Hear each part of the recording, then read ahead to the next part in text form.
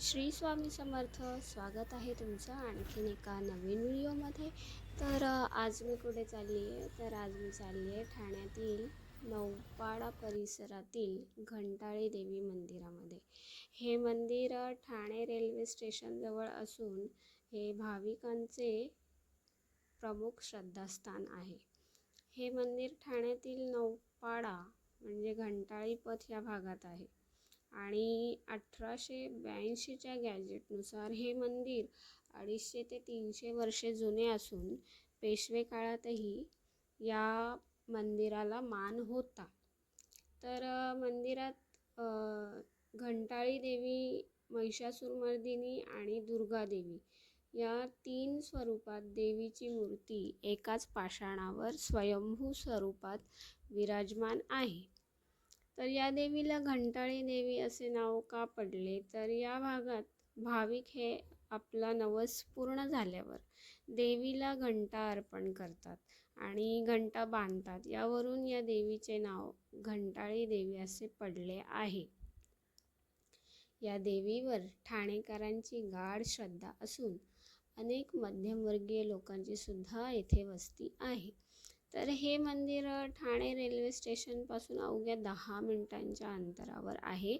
इथे कसे जायचं, ठाणे रेल्वे स्टेशनवरून रिक्षा किंवा बसने नौपाडा भागातील घंटाळी मार्ग किंवा टेंबी नाका परिसरात हे घंटाळी मंदिर सहज आपल्याला तिथे पोचता येते. हे मंदिर जसं मी सांगितलं की 250 ते 300 वर्ष जुनं आहे आणि अत्यंत जागृत असं देवस्थान आहे. स्वयंभू देवीची मूर्ती आहे इथे आणि नवरात्रीच्या काळात इथे विशेष धार्मिक कार्यक्रम होतात. घंटा बांधून नवस फेडण्याची परंपरा असल्याने या देवीला घंटाळी देवी असे म्हणतात. असा आहे या मंदिराचा इतिहास. आणि जसं मी तुम्हाला सांगितलं 3 देवींबरोबरच इथे पंचमुखी हनुमान आहे आणि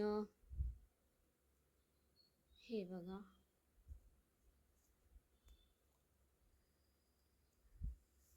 महिषासुरमर्दिनी आहे आणि दुर्गा देवी आहे आणि घंटाळी देवी आहे. अशा 3 देवी आहेत इथे. नवरात्रीमध्ये इथे 9 दिवस विशेष पूजा, आरती आणि रांगोळी स्पर्धांचे आयोजनसुद्धा केले जाते. खूप सुंदर असं हे मंदिर आहे. तिथेच मंदिरात बाजूला रामाचे मंदिरसुद्धा आहे. मी गेली त्या दिवशी रामदास नवमीचा इथे विशेष कार्यक्रम होता. आणि ह्या मंदिरात एक खूप जुनं असं एक झाड आहे.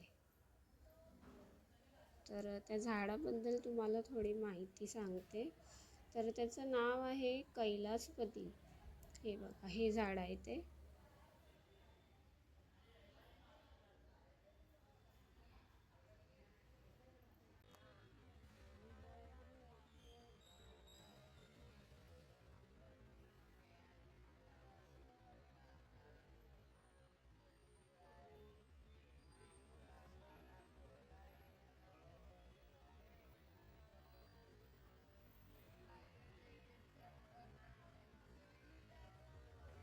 हा एक दुर्मिळ आणि पवित्र असा वृक्ष असून याला शिवलिंगासारखी रचना असते. याला आपण कॅनन बॉल ट्री किंवा तोफ गोळ्याचे झाड असेही म्हणतो.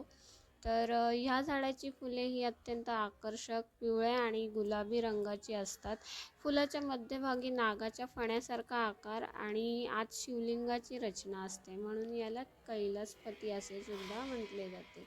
ही इथे खूप सुंदर अशी एक इलेक्ट्रिक चिमणी आहे.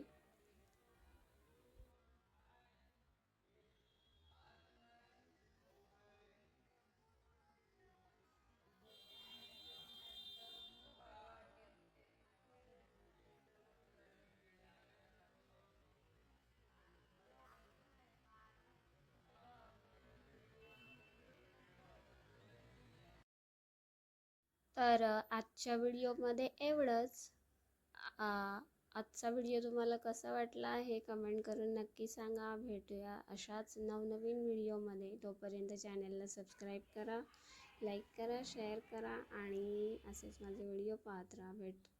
भेटूया पुन्हा एका नवीन व्हिडिओमध्ये. तोपर्यंत